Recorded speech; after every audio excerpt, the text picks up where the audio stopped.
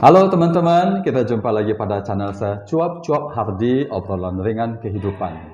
Dan di dalam channel ini ada satu rubrik namanya Sudut Meja. Apa itu? Berisi tentang kisah-kisah dari orang-orang yang orang hebat lah yang menjadi narasumber saya, berkaitan dengan hobi, kebiasaan, atau aktivitas yang sering dilakukan.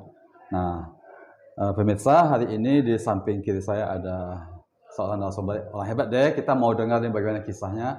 Tetapi sebelum perkenalan dengan narasumber, saya mau berterima kasih terlebih dahulu kepada kawan-kawan yang telah menekan tombol subscribe, memberikan komentar dan men-sharekan, membagikannya. Dan di kali ini mungkin akan ada perubahan, ada sesuatu yang baru. Nanti teman-teman bisa lihat dari tampilan kami. Oke, kita langsung aja mulai berbincang dengan narasumber. Selamat sore, Pak. Selamat sore, Pak Di. Ya, kita langsung berkenalan saja nih. Silakan memperkenalkan dirinya. Oke, baik Pak Di, izin ya kalau memperkenalkan, nama saya Albert Hendra Lukman, ya gelar belakang sarjana ekonomi, kemudian lahir di Padang 4 Mei 1972. Artinya sudah tua juga lah, sudah setengah abad. Ya, kemudian agama Katolik. Kemudian artinya kalau ditanya pekerjaan, ya pekerjaan itu menjadi anggota DPRD ya Provinsi Sumatera Barat periode 2024. Ya, kemudian dari sisi usaha ada saya wira swasta. Ya, kemudian kalau mengenai soal keluarga, ya belum berkeluarga, belum menerima yang namanya sakramen perkawinan, kan begitu. Ya, tinggal ya di Jalan Niaga nomor 202, atau mungkin sebagian dari warga Kota Padang, saya tinggal sama ibu di toko Jamu Jago. Ya, itu tempat yang legend, pemirsa. Nah, ya itu ini ya, kemudian ya kegiatan sehari-hari selain di politik, di pemerintahan, ya kemudian juga aktif juga lah, ya menurut saya aktif juga saya di kegiatan-kegiatan di sosial-sosial kemasyarakatan. Nah, mungkin itu Pak di pengantar awal ya. Pengantar awal. Hobinya apa sih?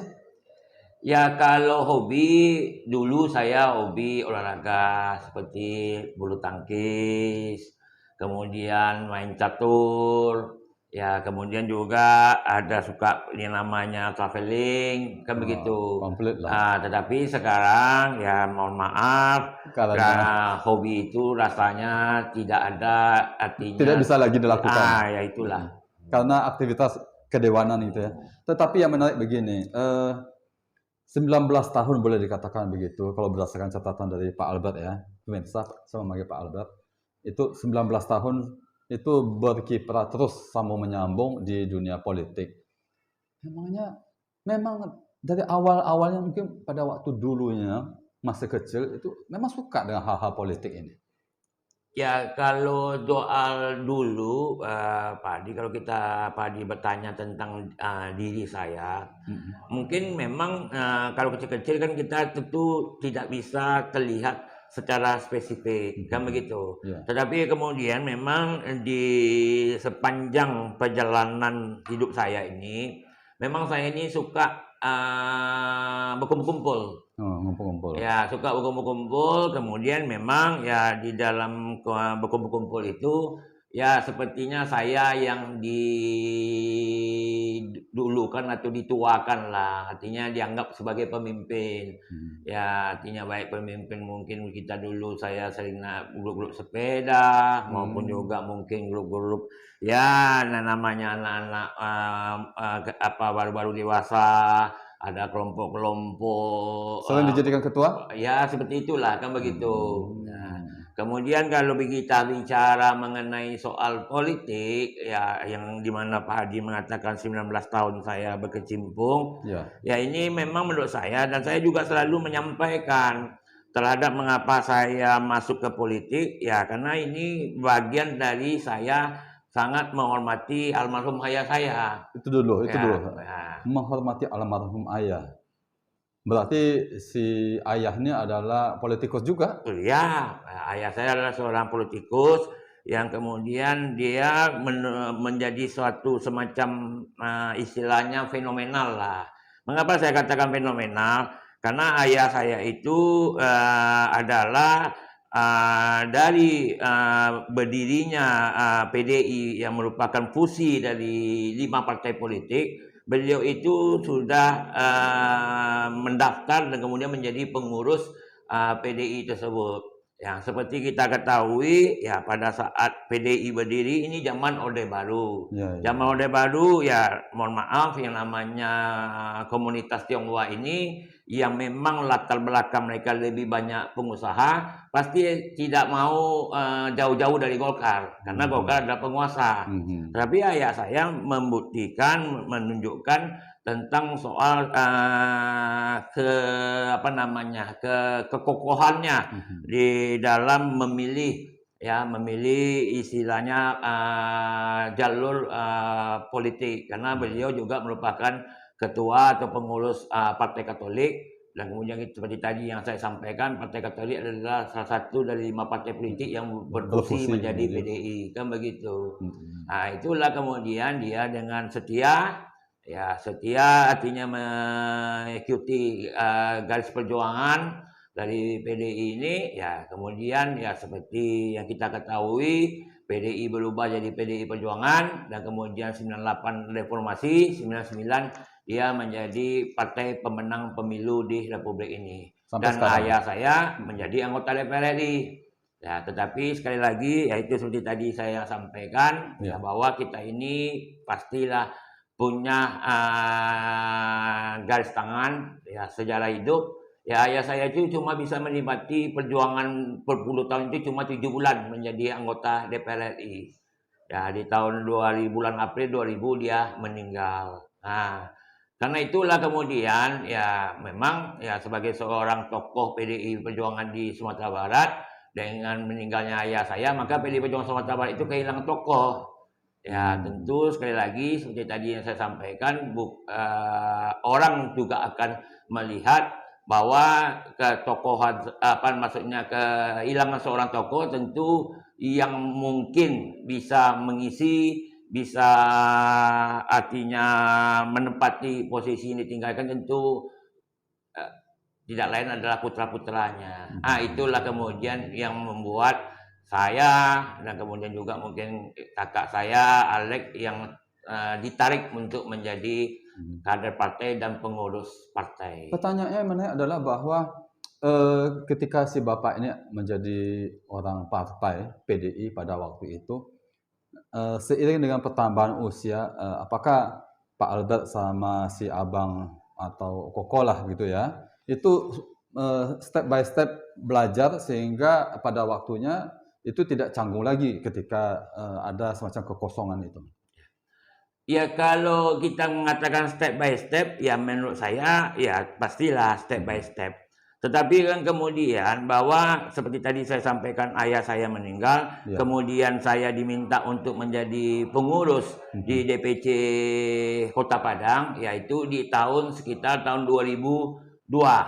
2002, kemudian di 2004 kan ada pemilu. Ya, di pemilu itu saya ikut mencaleg. Ya, sekali lagi, yaitu tadi saya sampaikan ya bahwa ya mungkin memang garis tangan, kan begitu. Bukan lalu dalam situasi seperti itu apakah ini mau tidak mau harus mau begitu? Ya, tentu sekali lagi saya sampaikan bahwa tentu kita harus mau. Karena tadi sekali lagi saya sampaikan, karena saya menghormati orang tua saya. Sehingga apapun perjuangannya, apapun bidang yang dia selama ini, saya wajib. Ya, ini mohon maaf sampai-sampai di mana dia masuk di perkumpulan sosial, saya ikut.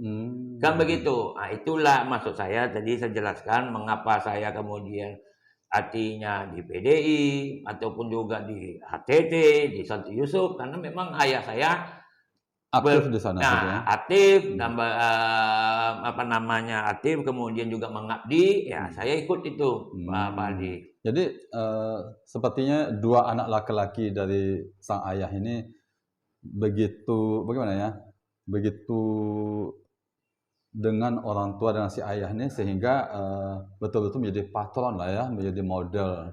Sepertinya Ya, begitu. ya itu bisa kita katakan lah menjadi patron, menjadi model. Tapi kan sebenarnya kalau mau saya jujur saya katakan bahwa pada saat ayah saya itu meninggal, memang saya ini kan belum ada apa-apanya. Itu dia. Kemudian ya biasalah ya, bahwa yang pasti perbuncingan orang, pembicaraan orang itu pasti akan menjadi satu catatan bagi kita. Sehingga kita saja yang mengolah perbincangan orang itu. Karena pada waktu itu kan ya orang-orang mengatakan, ayahnya sudah meninggal, nah lihatlah nanti jadi apa anaknya ini. Nah, kan begitu. Nah, itulah salah satu yang menjadi tekad saya untuk ingin membuktikan bahwa ya saya sebagai anak almarhum artinya mempunyai kemampuan untuk bisa melanjutkan yang namanya cita-cita ataupun juga karya-karya bapak saya, kan begitu, Pak Aldi. Pemirsa, kita ingin tahu nama sang ayah. Ya, nama ayah saya kan mungkin adalah yang mungkin juga sudah dikenal adalah almarhum Yohanes Lukman. Kalau nama Tionghoanya adalah Lim Asui, kan begitu. Dan orang dulu karena ayah saya pernah jadi guru di SMP Pius dan SMP Prater, orang kadang-kadang memanggil dia namanya Pak Wi, kan begitu. Oke, kita kembali kepada Pak Albert ini. Pak Albert, ini disebutkan dari riwayat pendidikannya dulu tamatan SD Agnes tahun 85. Lalu lanjut SMP. Saya SMP Prater, tapi tamat di Prater. Karena ya saya dulu ya mungkin ya namanya zaman waktu itu kita muda-muda, Pak Adi, nakal-nakal dan sebagainya, kemudian jaringan pertemanan kita ya bisa boleh dikatakan lah mungkin bergaul dengan siapa saja, tetapi ya menurut saya ya kita bergaul dengan siapa saja itu bukan sesuatu yang negatif, ya, tetapi kemudian kalau di dalam pergaulan itu kita terseret ya itu biasalah namanya ya, karena kemudian saya gitu ya? tidak tamat di Frater karena tanah bocor. Nah, kan begitu, di mana dianggap salah satu yang membocorkan itu saya, ya kemudian itulah kita ambil ijazah di Pembina Bangsa, kan begitu. Tahun 88? 88. Oke, lalu setelah itu Samu SMA Tarsisius ini di mana ini? Di Jakarta. Tamat 92? Tamat 92. Habis itu langsung kuliah di Universitas Tarumanegara, S1 Fakultas Ekonomi Akuntansi. Tamat tahun 97? Setelah tamat? Aktivitas? Selama 97, ya itu kemudian, itu kan ada peristiwa Kuda Tuli, 27 Juli. Kita kemudian, ya namanya mungkin, dari sekali lagi saya sampaikan, yang saya selalu mengatakan bahwa saya suka bergaul, ya di dalam pergaulan itu, ya saya selalu menyampaikan dengan siapapun saya bergaul, saya mengatakan itu tidak salah, ya kemudian walaupun itu kemudian, ya itu, saya ikutlah di kegiatan Kuda Tuli tersebut, ya itu kemudian membuat ayah saya agak shock, ya mungkin ya bukan ayah saya, ibu saya lah, dan kemudian meminta saya pulang ke Padang. Saya pulang ke Padang itu di awal 98. 98. Di Padang? Ya di Padang kan itu kemudian itu kerusuhan Mei 98.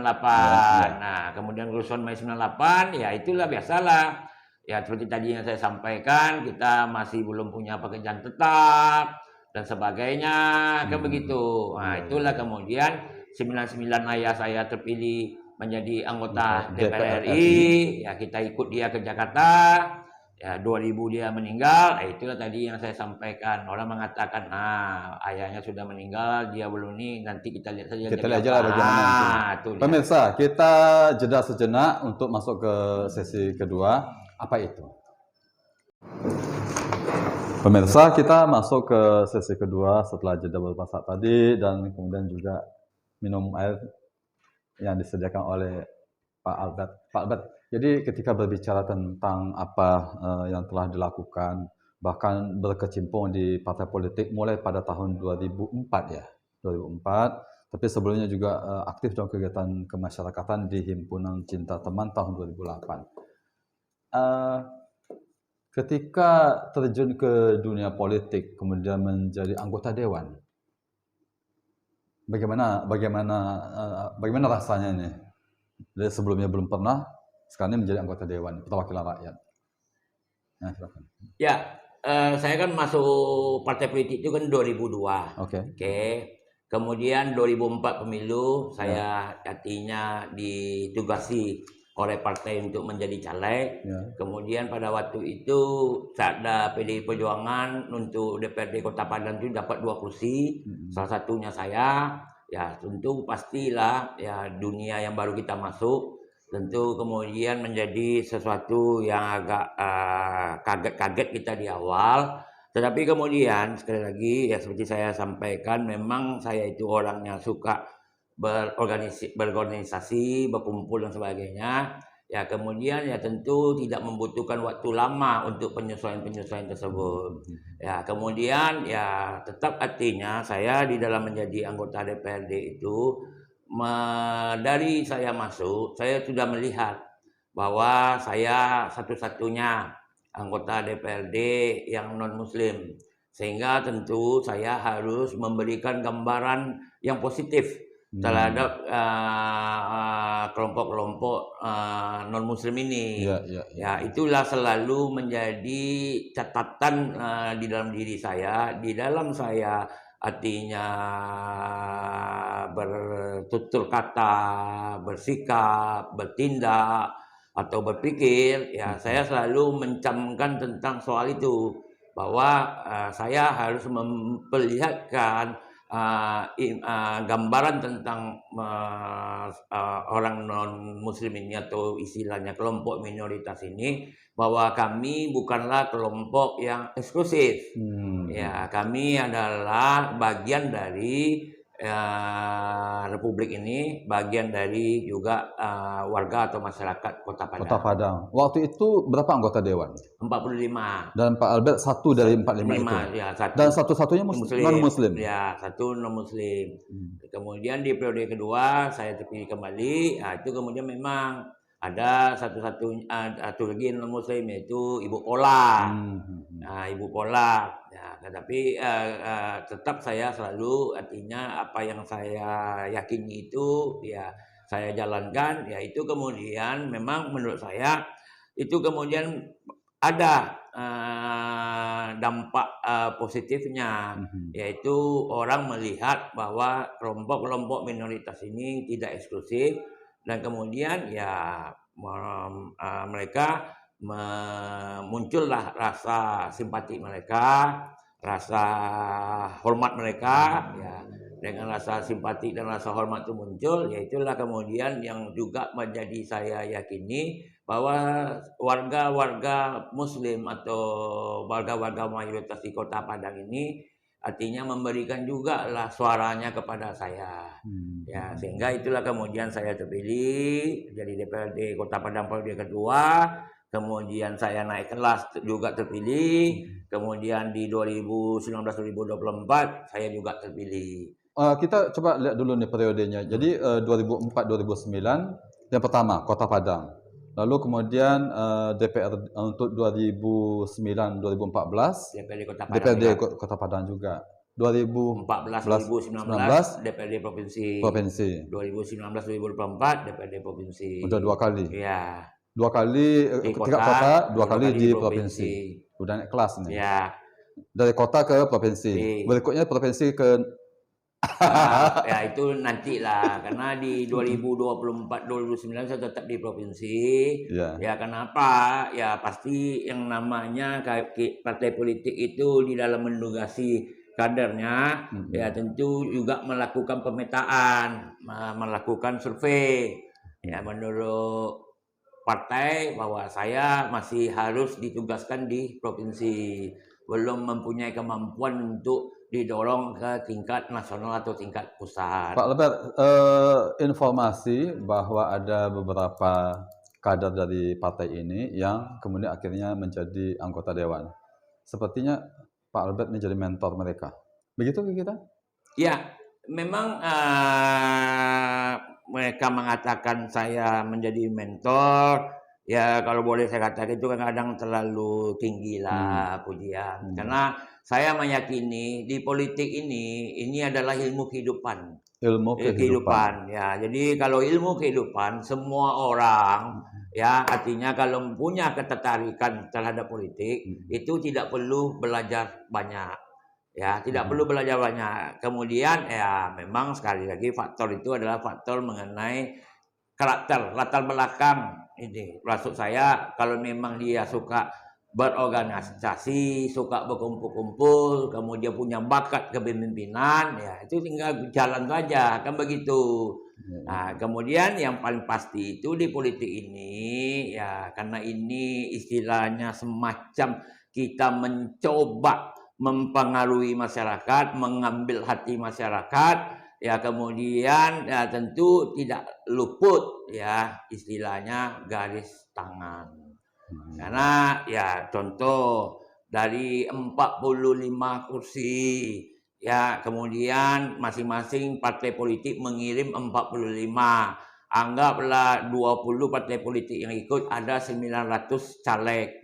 Ya 900 caleg ini kemudian yang beradu nasib untuk bisa memilih 45, ya tentu pasti ada faktor istilahnya faktor garis tangan, faktor nasib, faktor kun fayakun, kan begitu. Nah, 19 tahun ini pasti tidak lancar ini. Pasti ada saja onak durinya selain jalan tol atau jalan yang mulus lancar ini. Nah, bagaimana nih Pak Albert ini menjalani itu ya? Bahwa ada suka, ada dukanya, ada manisnya, ada juga pahitnya. Ya, pastilah kalau menjadi anggota DPRD ini tentu akan ada yang namanya istilahnya gelombang kehidupan, kan begitu. Ya, tidak mungkin istilah saya tidak selamanya ombak itu tenang, kan begitu. Pasti ombak ini ada gelombangnya, berombak dan sebagainya.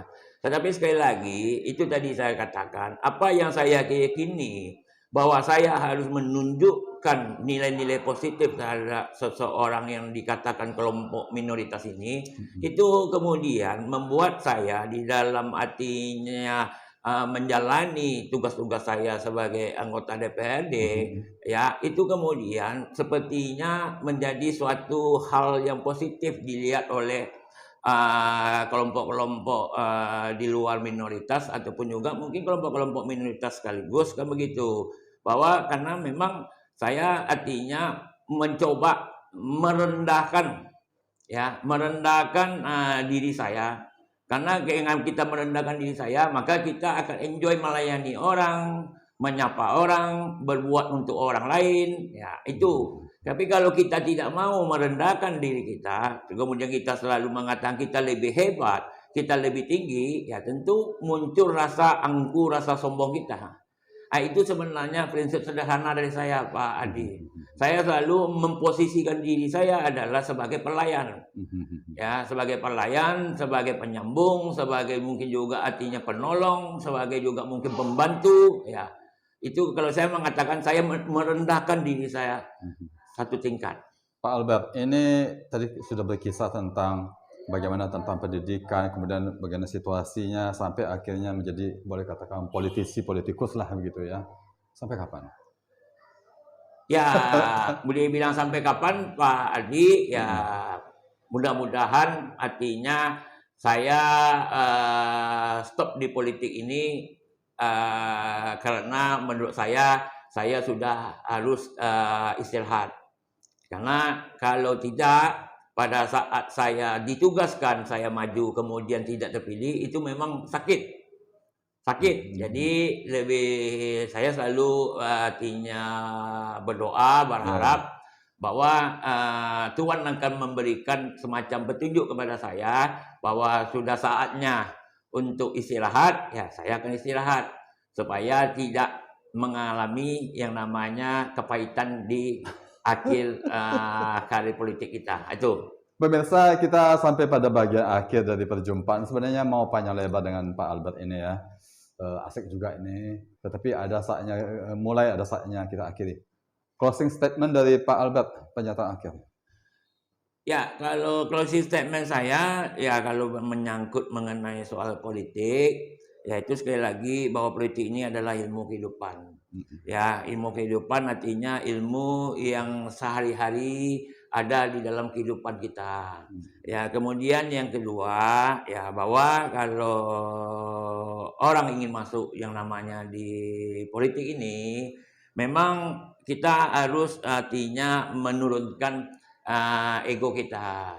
Ya, karena kalau kita tidak menurunkan ego kita, maka pasti kita akan mengalami hal-hal yang akan mengecewakan kita. Yang ketiga, bahwa di politik ya ada satu filosofi ya bahwa kita itu harus siap kecewa. Ya, kalau tidak ya pasti akan stres sendiri. Ya, karena sekali lagi saya sampaikan di politik itu ilmu kehidupan dan pasti ya akan ada hal-hal yang tidak sesuai dengan keinginan atau harapan ataupun juga ekspektasi atau pemikiran kita. Demikianlah percakapan Hardi Gowonto dengan Pak Albert Hendra Lukman yang sekarang adalah anggota DPRD Provinsi Sumatera Barat periode 2019-2024. Semoga dari percakapan beberapa menit ini ada manfaatnya, ada gunanya, berguna bagi kita semua dan mungkin ada pelajaran-pelajaran tertentu yang bisa kita petik. Terima kasih banyak Pak Albert atas waktu bincang-bincangnya ini. Selamat sore, Merdeka.